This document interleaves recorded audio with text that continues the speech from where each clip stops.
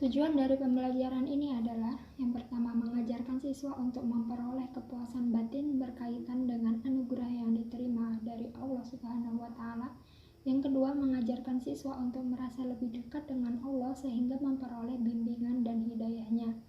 Yang ketiga, mengajarkan siswa untuk memperoleh tambahan nikmat dari Allah Subhanahu wa Ta'ala dan selamat dari siksanya. Yang keempat, mengajarkan siswa untuk mengganti atau menutupi rukun-rukun sholat yang tertinggal, dan mengajarkan siswa agar lebih bersyukur dan dekat kepada Allah, serta agar jauh dari godaan setan. Lalu bagaimana penjelasan tentang jiwa lebih tenang dengan banyak melakukan sujud? Mari kita simak penjelasan berikut ini. Pada bab ini kita akan membahas tentang jiwa lebih tenang dengan banyak melakukan sujud, yaitu kita membahas ketentuan sujud syukur, sujud sahwi, dan sujud tilawah. Di bab ini kita akan mempelajari berbagai hal seputar aturan sujud. Sujud yang kita bahas di bab ini bukan sujud yang biasanya kita laksanakan pada saat sholat, melainkan sujud syukur, sujud sahwi, dan sujud tilawah.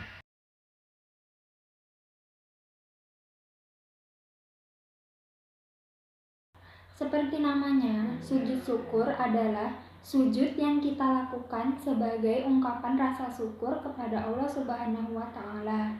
Sujud syukur itu kita lakukan setelah kita mendapatkan nikmat atau terhindar dari bahaya. Hal ini karena hanya atas izin Allah Subhanahu wa Ta'ala semata kita mendapat karunia kenikmatan atau terhindar dari bahaya. Oleh karena itu, bersujud merupakan cara yang sangat logis sebagai ungkapan terima kasih kepada Allah Subhanahu wa Ta'ala.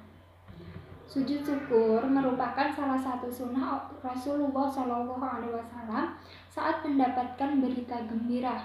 Rasulullah SAW segera bersujud dimanapun beliau berada untuk berterima kasih kepada Allah Subhanahu wa Ta'ala. Seperti dalam hadis ini, sesungguhnya Rasulullah SAW segera bersujud terima kasih kepada Allah apabila datang kepada beliau sesuatu yang menyenangkan atau kabar gembira. Hadis riwayat Abu Dawud dan Tirmidzi.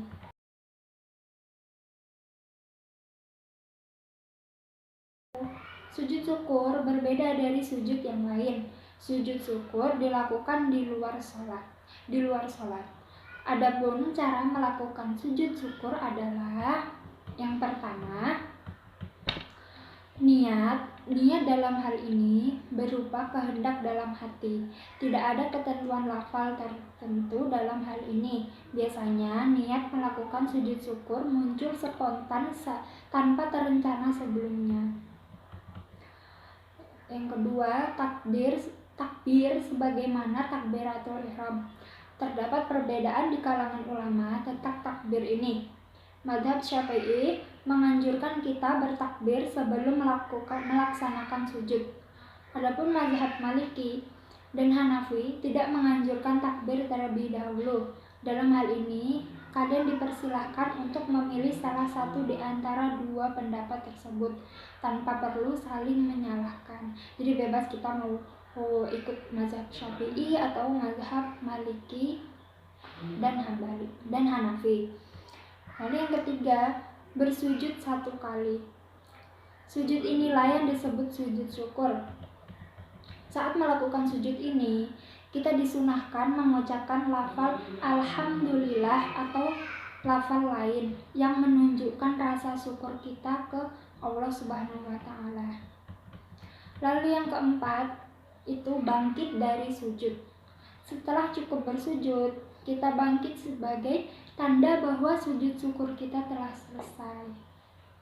Itulah cara melaksanakan sujud syukur. Sebagian ulama mensyaratkan wudhu terlebih dahulu. Jadi sebagian ulama itu menyuruh kita sebelum melakukan sujud syukur tadi kita harus berwudhu. Itu syarat dari sebagian ulama sebelum melakukan sujud, dan sebagian ulama yang lain tidak mensyaratkannya. Cara-cara tadi kita laksanakan sepanjang memungkinkan. Ada kalanya kita tidak mungkin melakukan cara tersebut, misal saat kita berada di atas kendaraan, bus, atau pesawat terbang yang sedang berjalan. Dalam keadaan seperti ini, kita cukup menekurkan atau menundukkan kepala sejenak. Hal itu cukup sebagai ungkapan rasa syukur kita kehadirat Allah Subhanahu wa Ta'ala.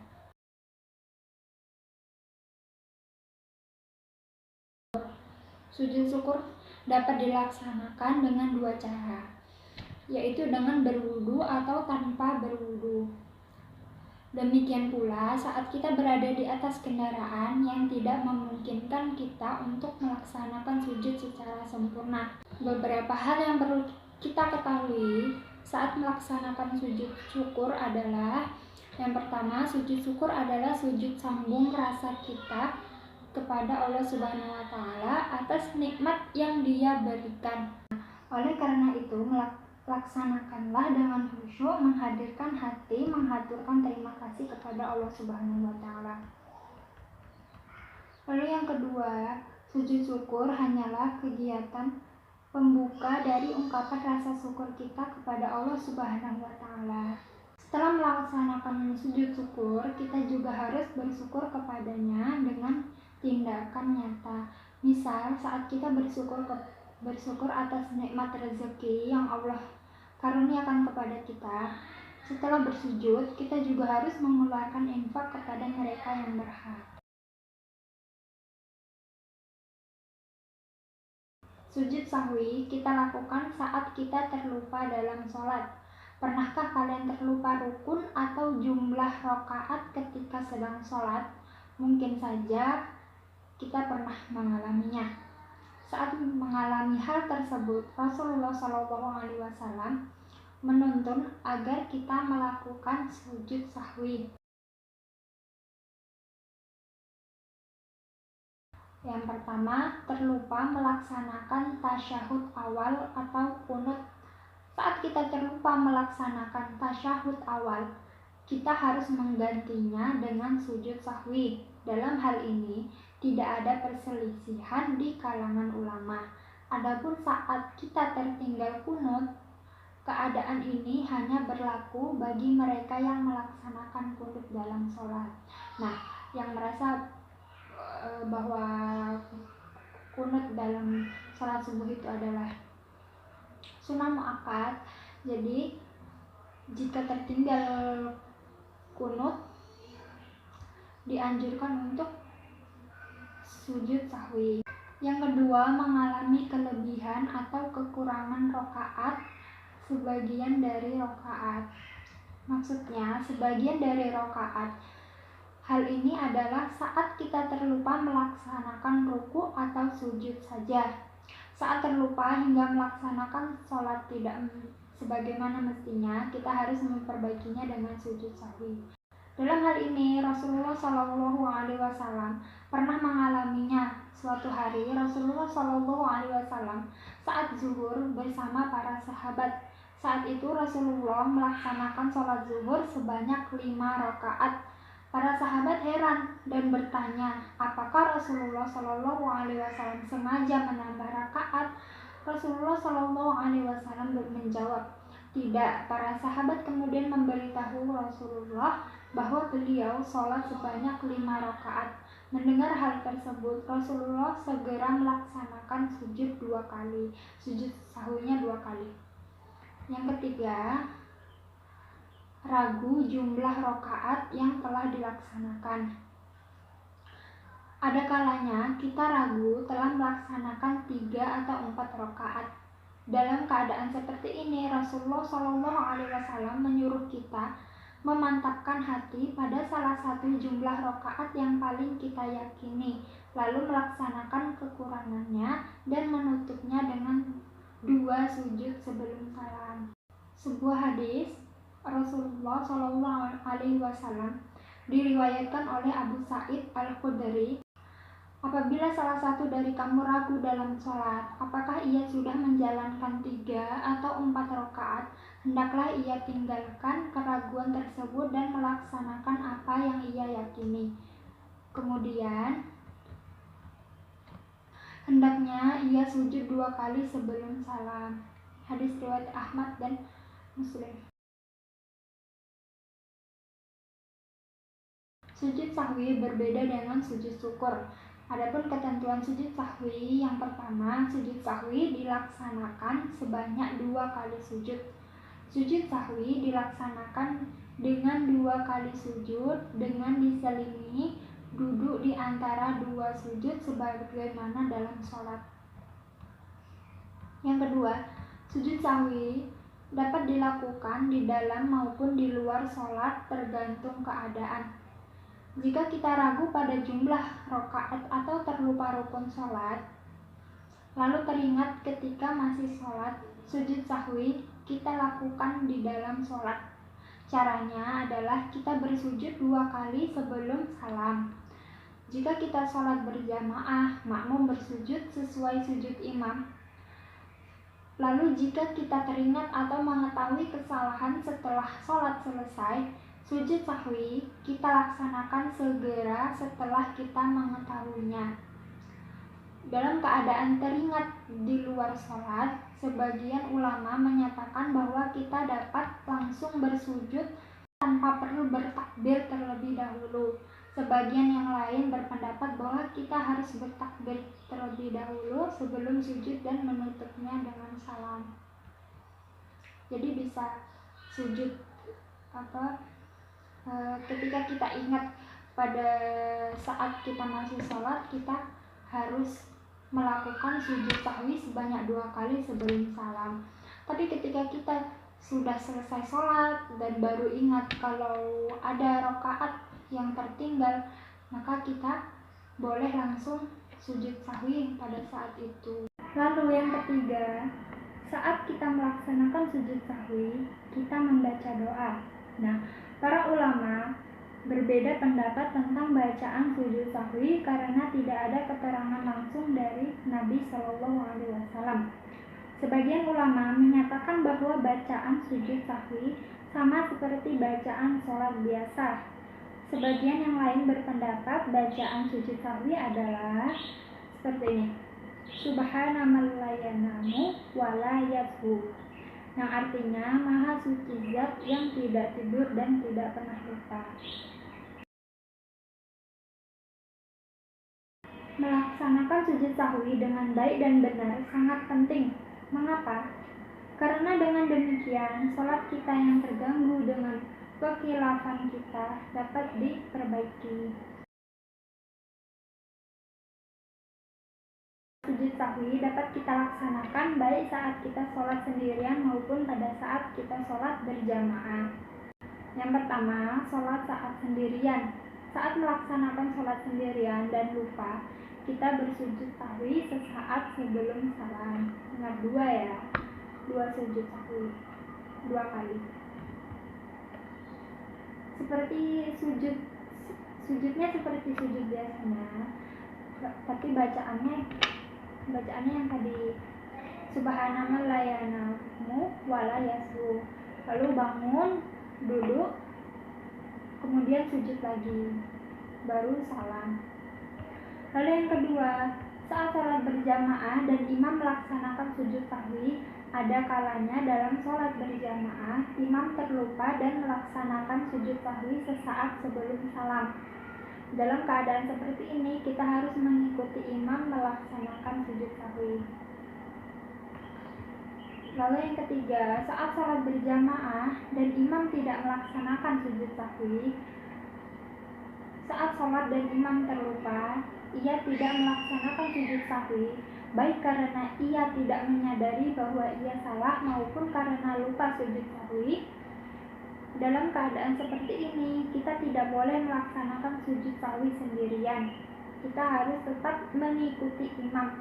Setelah salam, barulah kita mengingatkan imam bahwa ia telah terlupa sesuatu dan harus bersujud sahwi. Apabila imam menyadari kesalahannya dan bersujud sahwi, kita boleh mengikutinya.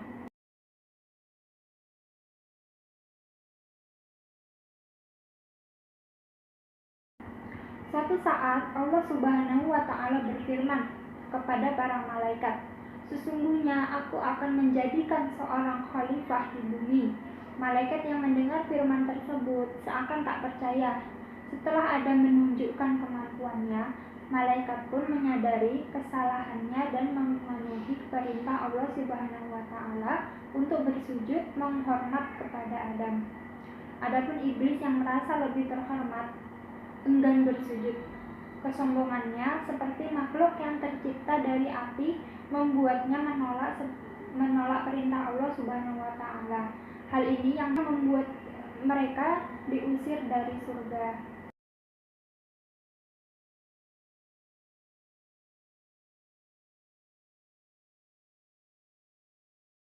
Sujud tilawah itu berarti sujud bacaan. Maksudnya, sujud yang kita lakukan karena membaca atau mendengar bacaan tertentu. Bacaan yang membuat kita disunahkan untuk bersujud bukanlah bacaan sembarangan. Bacaan tersebut adalah bacaan ayat sajadah yang memberitahukan atau memerintahkan manusia bersujud kepada Allah Subhanahu wa Ta'ala. Hukum sujud tilawah adalah sunnah muakkadah atau sunnah yang dikuatkan. Hal ini terkait kisah iblis yang menolak bersujud ketika Allah Subhanahu wa Ta'ala memerintahkan sebagaimana diceritakan oleh Rasulullah SAW. Dari Abu Hurairah radhiyallahu anhu berkata, Rasulullah SAW ketika manusia membaca ayat sajadah kemudian ia bersujud, setan menjauh sembari menangis dan berkata, "Aduh celaka, manusia diperintahkan untuk bersujud dan ia mematuhinya untuk bersujud, maka baginya surga. Adapun aku diperintahkan untuk bersujud dan aku menolak, maka bagiku neraka." Hadis riwayat Muslim. Hadis itu menyatakan arti penting sujud tilawah. Saat kita melaksanakan sujud tilawah, sebenarnya kita sedang melaksanakan sesuatu yang tidak pernah dilakukan oleh iblis. Sujud tilawah kita lakukan dalam 3 kesempatan. Yang pertama, saat kita membaca ayat sajadah. Yang kedua, saat mendengarkan ayat sajadah dibacakan orang lain. Dan yang ketiga, saat menjadi makmum dari imam yang melakukan sujud tilawah.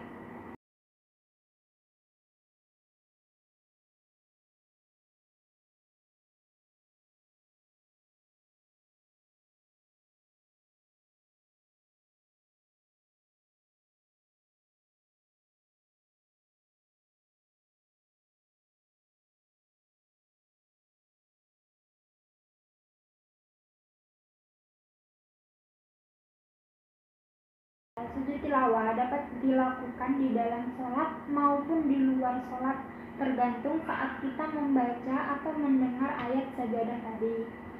Yang pertama, sujud tilawah di luar sholat. Sujud tilawah di luar sholat kita dilaksanakan segera setelah kita membaca atau mendengar bacaan ayat sajadah. Adapun caranya yaitu yang pertama niat sujud tilawah, yang kedua takbiratul ihram, yang ketiga sujud 1 kali, dan yang terakhir duduk bangkit dari sujud lalu salam. Yang kedua sujud tilawah di dalam sholat. Sujud tilawah yang dilakukan di dalam sholat haruslah mengikuti imam. Apabila imam melaksanakan sujud tilawah, makmum mengikutinya untuk bersujud tilawah. Sebaliknya, jika imam tidak melaksanakan sujud tilawah, maka makmum tidak boleh melaksanakannya. Nah, adapun cara melaksanakan sujud tilawah di dalam sholat adalah mengucapkan takbir segera setelah membaca ayat sajadah lalu bersujud. Setelah itu, bangkit kembali dan melanjutkan sholat.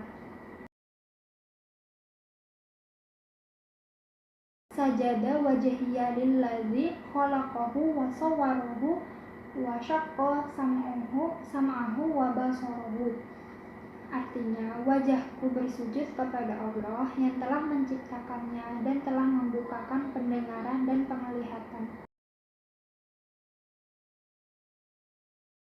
sebagaimana dua sujud sebelumnya.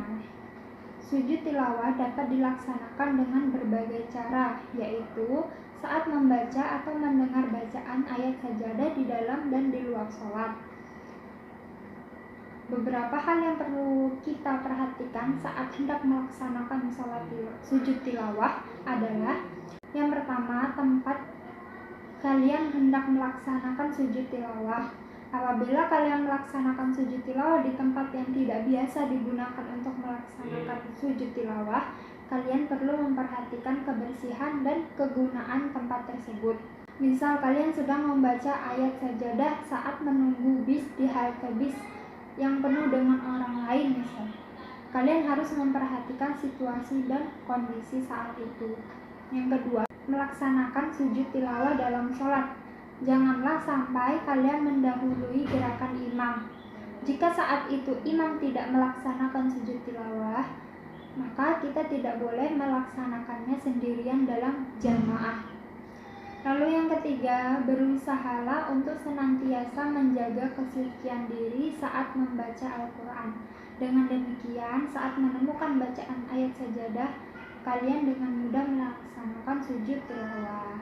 Jadi kesimpulan dari bab ini yaitu sujud kita lakukan sebagai tanda ketundukan jiwa kita di hadapan Allah Subhanahu wa Ta'ala. Terus di luar jam sholat terdapat 3 macam sujud, yaitu sujud syukur, sujud sahwi, dan sujud tilawah. Sujud syukur tadi yaitu sujud yang kita laksanakan ketika kita ingin berterima kasih kepada Allah Subhanahu wa Ta'ala atas apa yang kita terima. Sujud sahwi adalah sujud yang kita lakukan saat kita terlupa atau tertinggal rukun sholat. Dan sujud tilawah tadi yaitu sujud saat kita membaca atau mendengar bacaan ayat sajadah.